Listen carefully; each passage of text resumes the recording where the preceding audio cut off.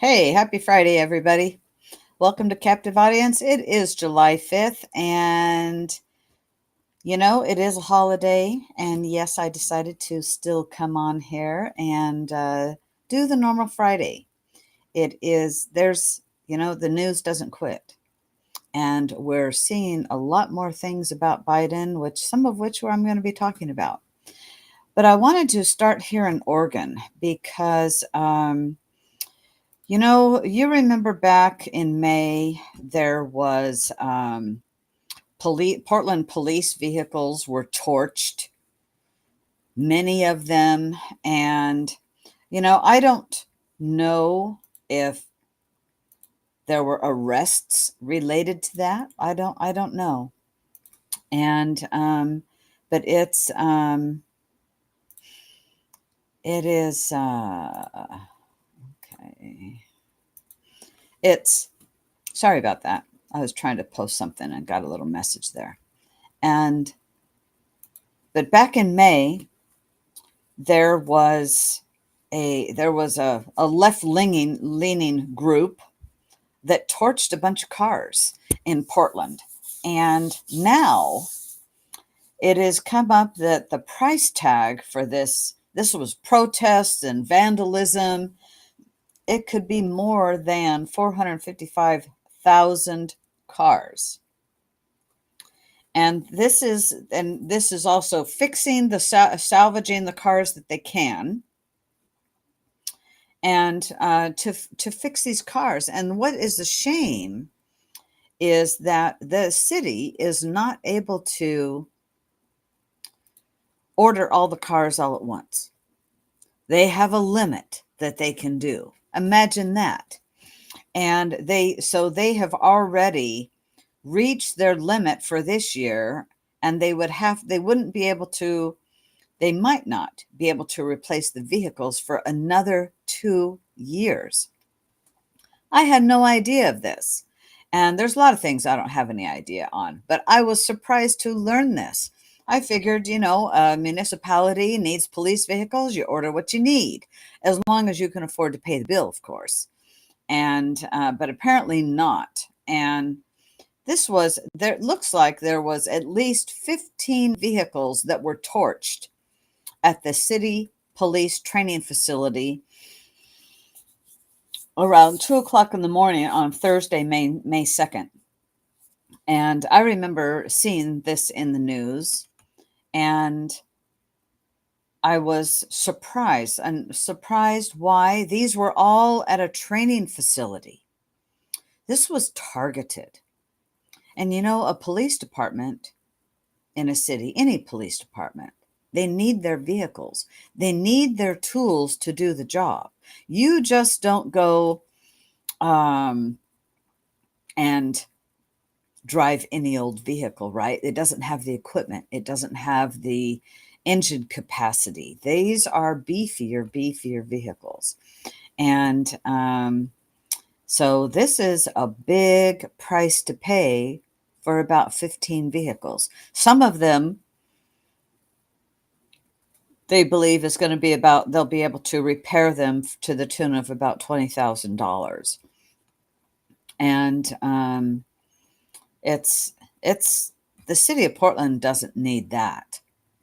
But when you have lawlessness, when you would like to defund the police, and let's not enforce the laws on the books, and let's not have that you have to make bailless things, and we're not charging people. That is where the problem lies. And it is, that's adds to the problems. And here you have Portland in Multnomah County looking to spend a lot of money to try to replace some vehicles. Along with this, Beaverton police was hit with a suspected IED. And it was hit with an IED in the passenger's window, and the suspect is at large. And thankfully, the officer doesn't have serious injuries. That's the main part. And now here's another vehicle that needs to get repaired, and no arrests have been made. And this is lawlessness. It absolutely is. It's just lawlessness of people coming in. And, why would you do that to a police officer? Well, I can't answer that because I'm not one of those type of people that would do that, quite frankly. But we have a lot of people in our country today, and I'm not saying it's one of those, but we have active in Portland, we have active Antifa people and BLM, not Bureau of Land Management. I'm talking Black Lives Matter. And so I don't know who was behind this, but that was very dangerous, very, very dangerous. And I'm glad that the officer only suffered minor injuries. It could have been much, much, much worse.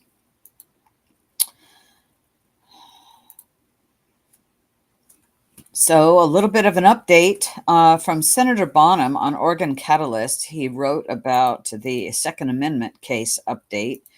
And I know there's we're going to talk about several things today, but I wanted to just, give some of these things that I know our audience likes to pay attention to and watch and know what's going on. So I'm posting that there as well. So the Court of Appeals ruled the state could move forward to attempt to appeal a judge's ruling in support of the Second Amendment by deeming Measure 114 unconstitutional. And just as a recap, Measure 114 barely passed in November of 2022, which limits gun magazine capacity, requires government approval to buy a gun, gives private gun owners information to a government-run registry, and more before the measure could go into effect. A judge over here in Eastern Oregon found it unconstitutional, thankfully, which it is. And now the state is trying to appeal this decision. And, this I think is going to be it's unconstitutional. So the right to bear arms is a constitutional right. And it does say shall not be infringed. So we're going to have to keep an eye on this and see what is, going to come up regarding that and how that's going to move forward. And of course, the state is going to appeal it. Of course they are.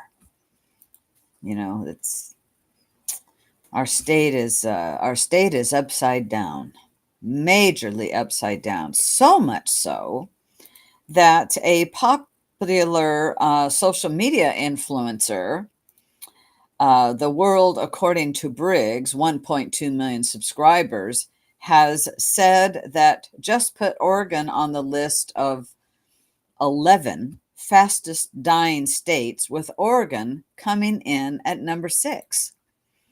Yeah, well, we know that there's problems here in Oregon, absolutely. And I was really surprised to read this. And so Portland Mayor Ted Wheeler once blamed conservative news shows like Fox News and the Wall Street Journal for exaggerating chaos stories in Portland and driving away tourism. There was no exaggeration. We've all seen the video of the reporter saying it's mostly a peaceful protest, and behind them, is a fire. I think that was at the courthouse, if I'm not mistaken. And the courthouse is being invaded and a fire happening in Portland. Oh, it's just mostly a peaceful protest. BS. So it was not conservative. It was truth telling. Instead of the legacy media trying to keep things under wraps and not bringing the truth out, that's what it was. But it was not the media's fault. It was Ted Wheeler and the governor for allowing the lawlessness to take place, to happen, and to not, and the DA, our failed district attorney who in Portland lost the election. I'm so happy. Um, you know, it's those policies that allowed all of that to happen. And frankly, it's up to us, the citizens of Oregon, to turn our state around. There's nobody coming to save us. You know, we have to do it.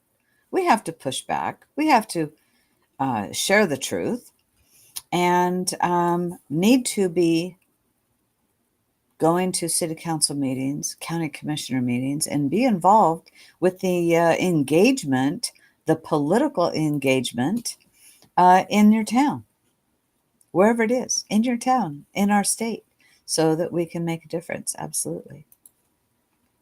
That is the type of thing that's needed. I have another one, and it's from PJ Media. A bombshell, we're moving to Biden.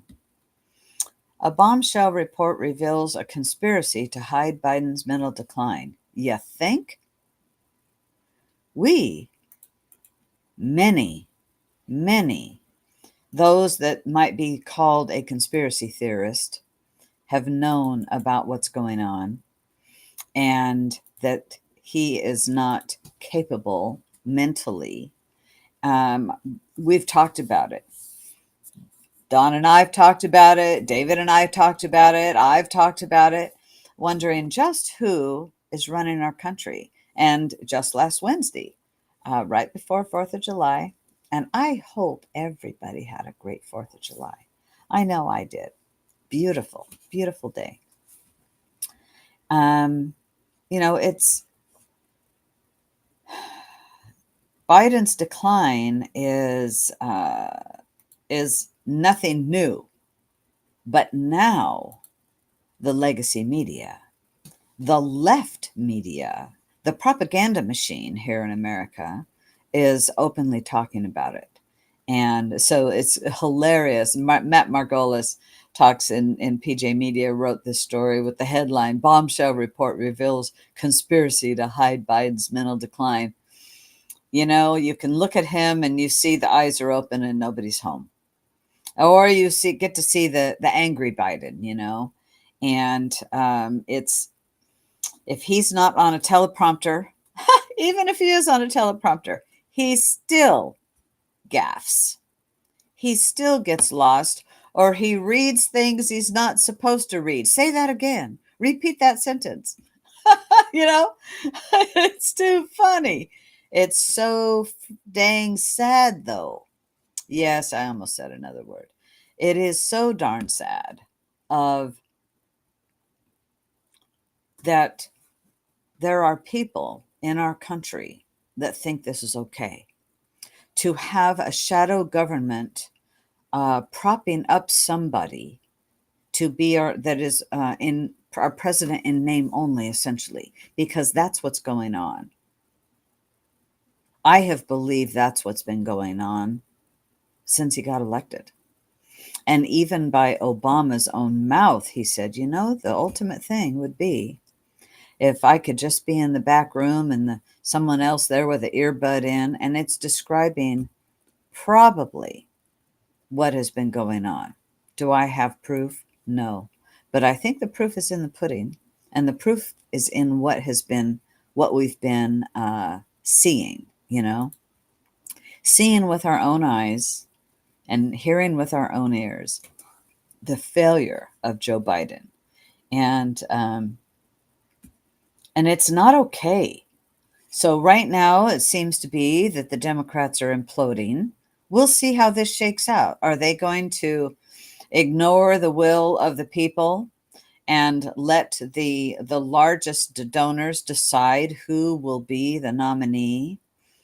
Do you think Harris is going to just go quietly away? Get the popcorn, enjoy the show. We'll see what happens. But I believe Trump will win. And I believe Trump will win no matter who they put up. It's amazing the women that would normally be saying, oh my gosh, we'll have the first woman president. Nobody is saying that. It's hilarious how deafening, silent the media is, the legacy media, the women, the Me Too movement and all the women's groups, that they would be saying that. They're not saying that for Kamala Harris. Let's see if Michelle or Michael Obama, whichever it is, if they put this person out, is it going to be, oh, we're going to have our first woman president? Stay tuned and watch. Watch what they do and say and what they don't say about it. It's going to be interesting. It really is going to be interesting. And I found today interesting that that Putin is saying, you know what? Trump has a solution to the Ukraine war. And we'll see what happens with that. He's not endorsing Trump, but Trump is saying, or Putin is saying, Trump has a solution. And right now, Viktor Orban is out looking and, I believe, providing some of those solutions. We need to slow down the wars in the world before it's too late, before somebody pushes a nuclear button. We need to. It's getting too hot and too heavy, and the stakes are high for the loss of life. And for what? Because people can't don't we have an administration that doesn't know how to negotiate, doesn't have the will to do what's best in America's interest, for looking out for America's interest, or the world's for that matter? It appears to be trying to go after or promote a one world order government. And you know what? The majority of Americans aren't for that. But we do have plenty of communists here in the United States. And now we've imported people who do not care about America. And if you were watching any news, they were in Philadelphia.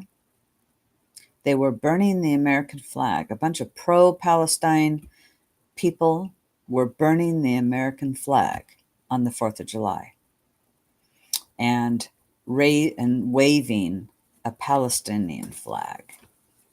Pro-Hamas, pro-Palestine. Frankly, a bunch of communists. They're not for the rainbow people. Not at all. They're not even for women's rights. Not at all. And we have a lot of pretty dumb people that think that they could just go anywhere and they would be okay. And that's not the truth. We live in the best country. The best country in the world is in America. I'm so thankful that I was born an American. We have our problems, we have our issues, but they are solvable with people speaking up, standing up, and pushing back, resisting, and saying, no, we don't have to do that. We don't have to adopt this language. We don't have to change genders. You know what? There's two. Everything. Look around. Everything has two. Let's see. If you're a dog, you're a cat. Plants, insects. It only has two. Anyway, I'm getting kind of off of Biden a little bit here.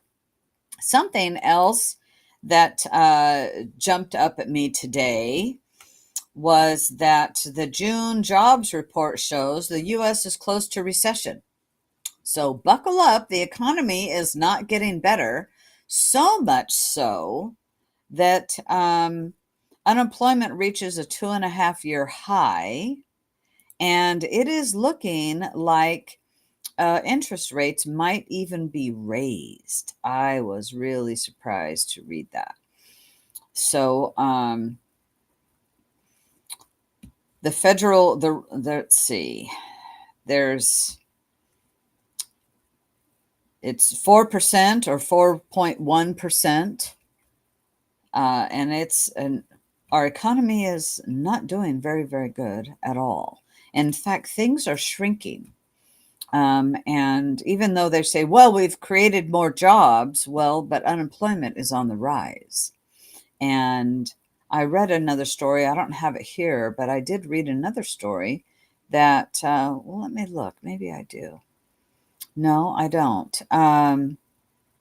Yeah. U.S. economy adds 208,000 new jobs and unemployment rate ticks up to 4.1%. Government job creation and unemployment revisions top the latest jobs report. And it's not good, quite frankly. It isn't good. And especially when they're saying that they might very well raise interest rates. That is not good. And then you have Oregon, that it's going to be on the ballot while we have a lousy economy. Here in Oregon, there's going to be on the ballot to offer a 3% corporate tax. And then the citizens of Oregon would get a $750 a year payment. Vote no. We don't need this. It will just hurt the low income, middle income people. The corporations won't be hurt, quite frankly, because they pass everything to the consumer. It's the consumers that get hurt. And so things are not looking good economically here in the United States, but with the right leadership, it could absolutely turn around with the right leadership. And November is our opportunity to change that. Absolutely. Yeah. There's more jobs, and but why is unemployment rising if there's more jobs? Are they because they're counting the illegals?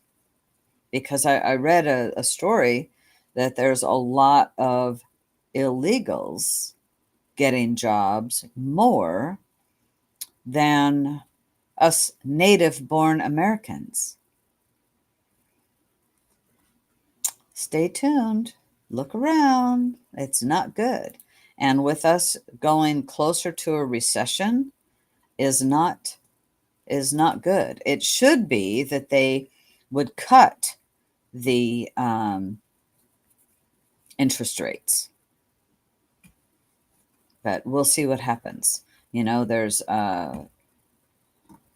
record high home prices. It's a result of a nationwide supply crunch because of skyrocketing interest rates. It's locked a lot of first-time home buyers out of the market. And, so it's, yeah.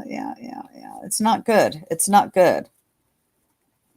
Housing makes up a huge chunk of gross domestic product, with spending on residential investment alone comprising up to 5% of economic output. As that spending dries up, it will pull down the GDP at a time when consumer spending is already low. And it's because everything is so high. I saw a meme the other day. I shared it with my husband, it's something like my fuel bill is starting to look like my Costco bill, and my Costco bill is starting to look like my mortgage payment. That's how much things have gone up. I think I missed one step in there, but you get the gist. And it's expensive. It's crazy expensive. So it's it's just not a good thing. And unemployment reaching a 2.5-year high. That's not good.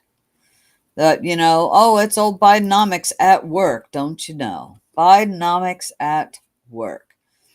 Something else I wanted to, we had some good news, and a federal court blocks Title IX expansion nationwide. And the judge has ordered a nationwide stay on Title IX revisions. And in fact, this story in the Epic Times, which I will post, it has a few different stories in it, actually. It has one about an IRS scam. And so from the Epic Times, and it's a story of today. News brief: Judge orders nationwide stay on Title IX revisions. The federal officials warn of rate hikes, and the IRS warns of a new scam. So, a district judge in Mississippi paused the federal government revision of Title IX protections nationwide. And I'll tell you what is really good about this. I think this could be also related to the Chevron case decision from the Supreme Court, because a district judge in Mississippi pauses the federal government's revision of Title IX protections nationwide.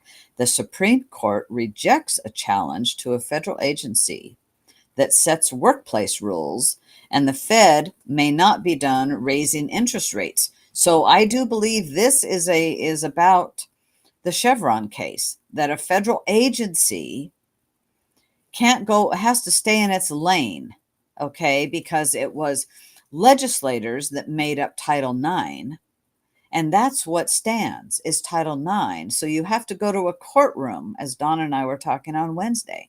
You have to go to a court, and this is to get a decision. So the Mississippi district judge ruled that the federal government cannot enforce its reinterpretation of Title IX protections to include gender identity revisions.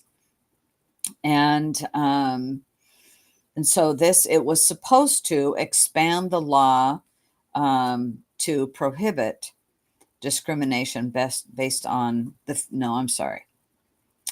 federal government's Title IX final rule expanded the law to prohibit discrimination based on sexual orientation and gender identity. But plaintiffs in up to 15 states filed the complaint in federal court. So this is great. Title IX is about women's sports and women's rights. And this is very, very good. Very, very good. And I'll just say it again. We have two genders. Men can pretend to be women, but it doesn't make you a woman. And it doesn't give you the right to play in women's sports. Period. And the Supreme Court rejects a challenge to the power of federal agency to set workplace rules. And OSHA, the High Court denied review of a lower court's decision that challenged the authority of OSHA to issue workplace safety standards. The case was brought by all states' refractory contractors against the Labor Department, and it stems from a $6,000 fine imposed on the Ohio company by OSHA, which falls under the Labor Department after a worker was injured on the job. So we'll have to see where that goes. The lower court ruled against the company, and in concluding that the delegation of authority to OSHA met the intelligible principles test set by the Supreme Court. The Sixth Circuit Court of Appeals later upheld the lower court's decision, leading the company to petition the Supreme Court for review. Interesting to note that the interest rates might be going up, and here's the deal. That story goes into that. So yes, the Federal Reserve officials warn of a rate hike if inflation persists. And Oh boy, despite everything, though, federal officials say they are more confident they will achieve the 2% inflation target following May's numbers. We'll have to see what happens about that. And the IRS is warning of a new scam involving clean energy tax credit. And the IRS is seeing fraudulent tax return preparers lie to their clients about claiming clean energy credits under the Inflation Reduction Act. So there's a scam out there. Be careful who does your taxes. And for those that have been using one of these drugs for weight loss, Ozempic and Wegovy, it is linked to higher risk of a rare form of vision loss, a study suggests. The study was just published in the medical journal of JAMA. Ophthalmology says that people who use Ozempic or Wegovy may be at increased risk of developing a rare form of blindness. And so beware.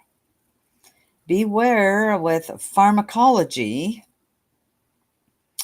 Yep, definitely beware, because you don't know when you're using it for what it's not intended for, that it's going to, what else it might do, the unintended consequences while you're getting skinny.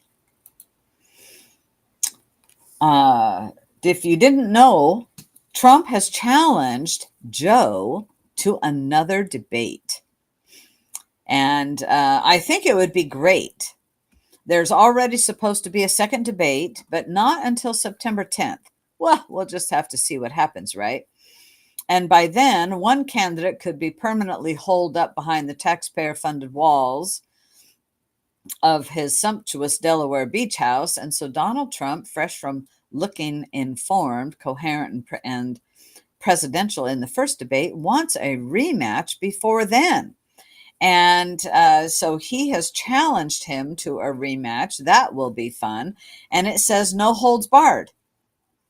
So apparently today, Trump has challenged Biden to a debate, no holds barred, and all on debate that would actually touch on the key issues of the day rather than focus on what hard left journalists want to manipulate Americans into thinking is important. Yeah, like let's talk about the demand for electric vehicles, inflation, men playing in women's sports. You know what? I like this, Trump. So let's. I hope Biden will take it. Do I think he will? No, I don't. I don't think. And now you know, he can't do anything past 8 o'clock.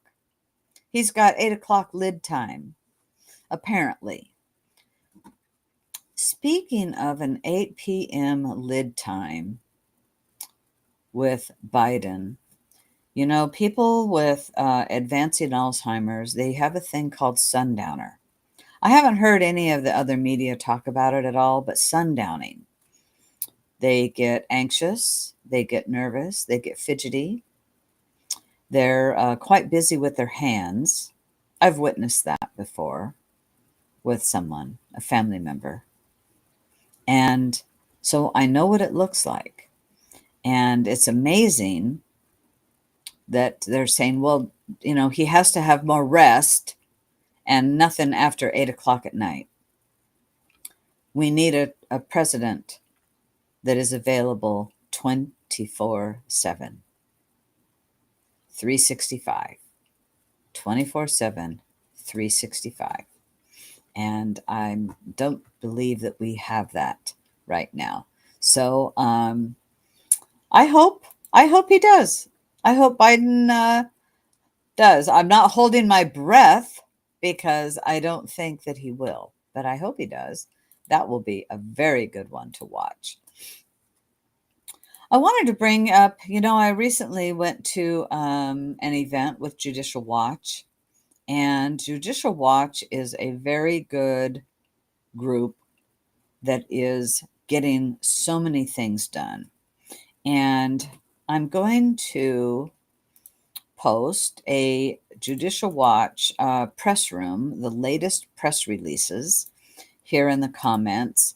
Check them out. If you have not been a Judicial Watch are aware of what they're doing, you should be. You should be, and I think it is. It's a very good thing. Hmm. Hmm. Here we go. I think I didn't do it right last time. I'm having to do it again.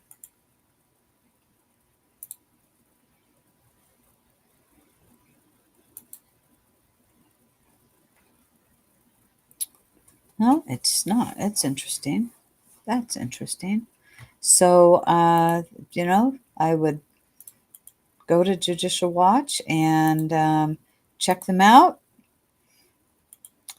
The Tom Fenton and their team is doing a lot of fairly good things, and it's they have so many investigations that go on. Their lawsuits and the FOIAs that they're doing, and I would say it's a real good thing to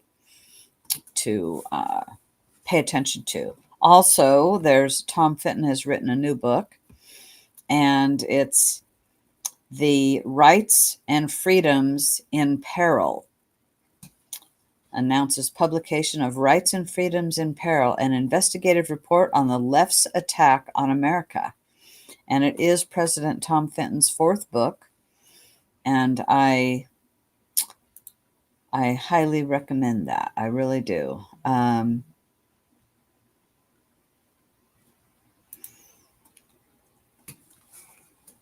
Well, everybody, have a great weekend.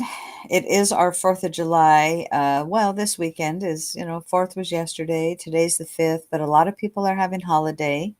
And I kind of thought that it was going to be a 4-day weekend, but I found, let's see, the trash guy came, the mail came, so it wasn't a 4-day weekend. It's not a 3-day weekend. So have a great weekend and stay engaged politically.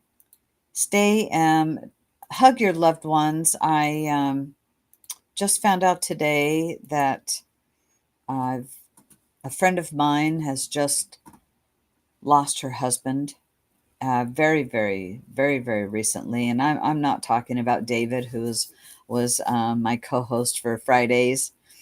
I'm not going to say who it is. The family would like to be private. And so hug your loved ones, hug your friends, hug your family, and tell those you love them.